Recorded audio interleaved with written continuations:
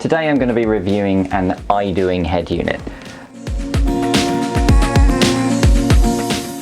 I've never actually heard of Idoing before, but I did have a look at their storefront on AliExpress, and it is quite amazing the stuff that they sell. They specifically deal with custom-made head units, and what I mean by that is head units that have been designed to look stock. They come with dash trims and they come with specific harnesses and specific canvas decoders to just work, and that's really cool. The specifications of the units look to be pretty good as well. Now please note, I don't get paid to endorse any companies or units. This is my personal opinion of what I've looked at, and I haven't looked at this yet. So what we're going to do is I'm going to get it out of the box, set it up and talk to you about it, and then I'm going to score it based on the look and feel, the speed, the ease of vehicle integration, the features, the connectivity, and finally the sound. Right, let's get it out of the box and have a look at it.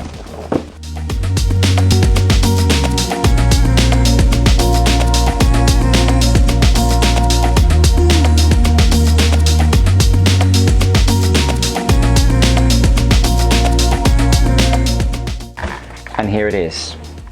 Now this isn't your usual car head unit. It's not a single din or a double din. It's actually meant to be mounted on a dashboard. As you can see here, it has this metal bracket underneath so that it could sit on a dashboard. Well, that's one of the possibilities. I mean, you could put it inside a dashboard, you could put it anywhere. You could technically mount it upside down and put it on the roof of the car if you wanted to.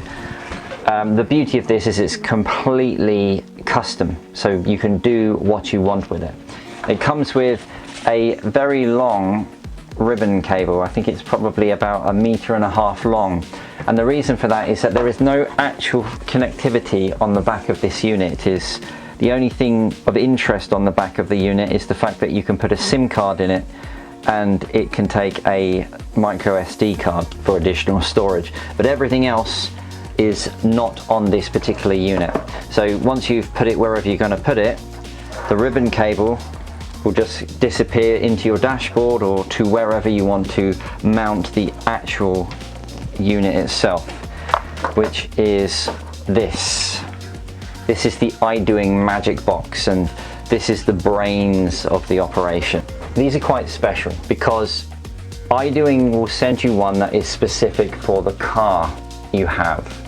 So if you have a Toyota or a BMW or a GM or any particular specific type of car, they will send you one which has the correct sockets on the back. Then what does that mean? That means you don't need a loom. You don't need a wiring loom for this, because it just plugs into where your existing car radio is, and that is amazing. Now I've asked for one which has the standard ISO connectors on, so that I can plug this into my jukebox testing station here in the office, and then on the other side you have the other side of where the ribbon cable goes. So it's literally as simple as that. You plug this into your car, you plug in the screen, and away you go. Right, let's connect this up and see how it goes. What we have here is the jukebox testing station that I use for testing radio head units outside of a vehicle, and that's what I'm going to be using to test this particular unit. So what we have here are the standard ISO connectors that you would expect from any car loom. Let's just plug these in here. And then we have the car radio antenna, which plugs in over here. And then the GPS unit, which plugs in here.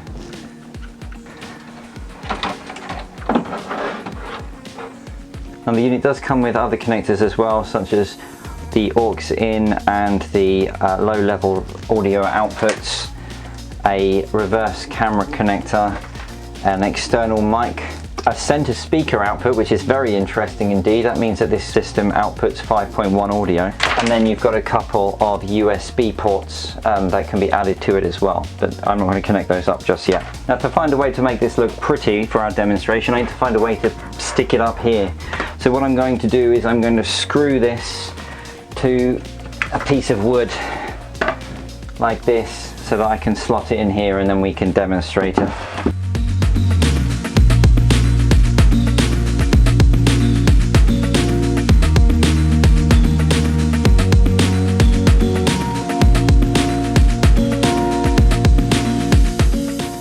we want the radio magic box to be sitting on top of this like so. And this ribbon cable needs to go underneath it.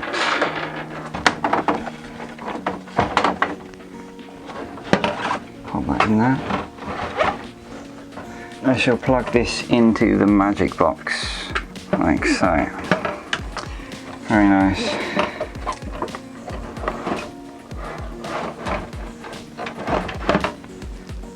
There we go. Moment of truth, we switch it on.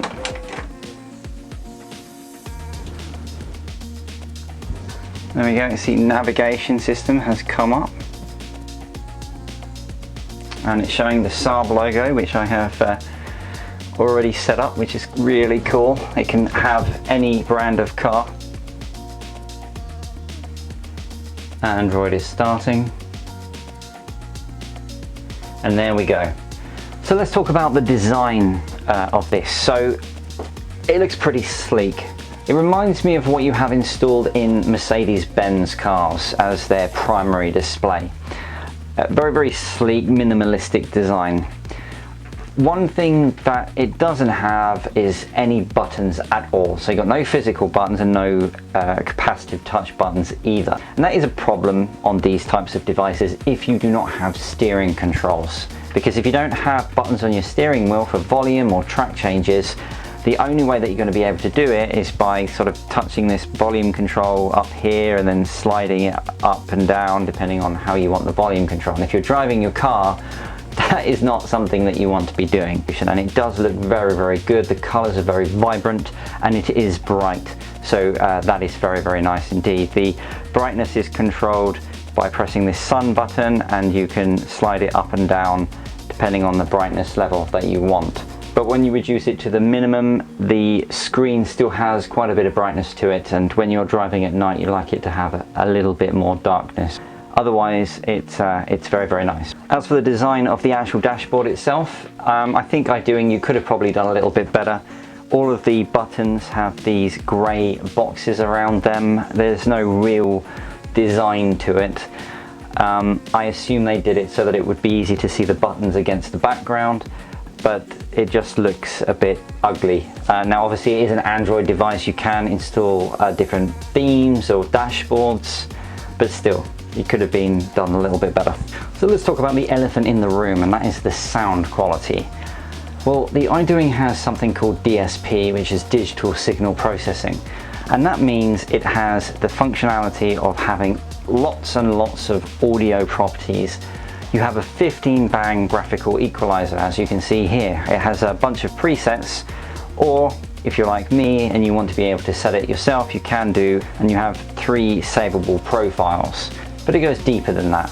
You also have loudness settings, fat settings, cutoff frequency settings, bass frequency settings, and the subwoofer separate control. And each of these can be switched off if you don't want the DSP to be involved with processing the audio. And then we go to fade and balance. Every car has that, right? Well, this one goes a little bit further. So under speciality, you actually have the ability to change the individual volumes of the speakers in the car. So if you want to just adjust the volume of the front right speaker, you can do that right here.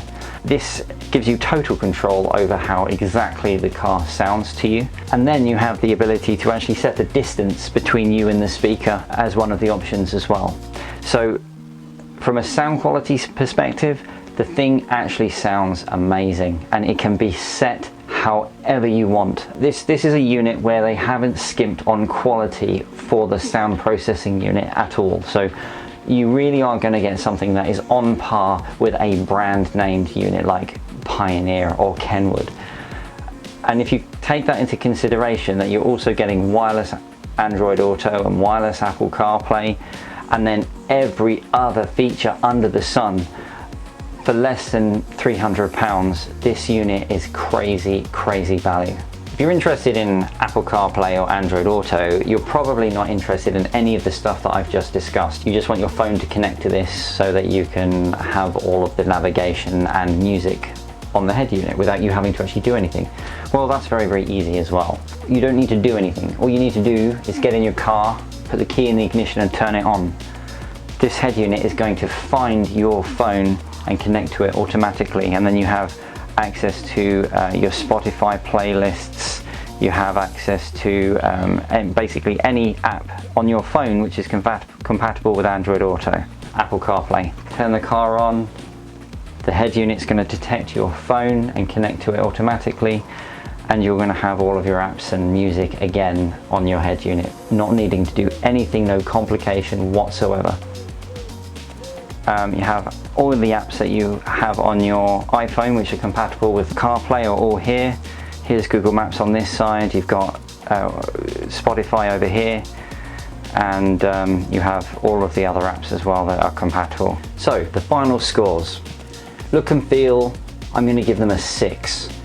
And that's because even though it is quite a smart unit, it's missing any kind of button whatsoever on the front of the unit. And the design of the software itself, namely the buttons, are to be desired. The speed, I'm going to score it an 8. The specifications for the octa-core processor and the 4 GB of RAM have meant that the unit has plenty of available hardware specification to run everything at very, very high speed. I did not witness any lagging whilst I was using the unit at all. For vehicle integration, I'm going to score it an 8, and the reason for that is that Idoing do a very good job of making sure that the unit fits into very particular specific vehicles.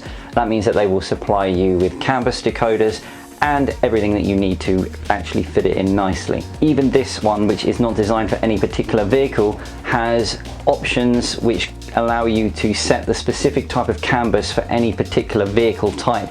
So this one will work with climate controls and steering controls, etc. So it's very good. Features, I'm going to score it 8 out of 10 again, because not only does it give you Apple CarPlay and Android Auto, but it goes one step further and supplies wireless Android Auto and wireless Apple CarPlay, and that is excellent. From the connectivity perspective, I'm going to score it a 7, and the reason for that is even though it does have pre-outs and auxiliary in, subwoofer inputs, it doesn't have any digital, so it doesn't have a HDMI ins, and it doesn't have any optical out, and for that reason I've knocked a couple of points off, so it's a 7. From the sound perspective, the DSP really makes a difference on this head unit. It does sound excellent and it gives you tons and tons of options, and for that reason I'm going to score it an 8. And finally, for value for money, I'm going to score this unit a 9, because it really is one of the best units that you can buy on the market for the money. I hope you found this useful. If there was anything that I've missed or you'd like me to add for future reviews, please let me know and I will make sure that I add them in.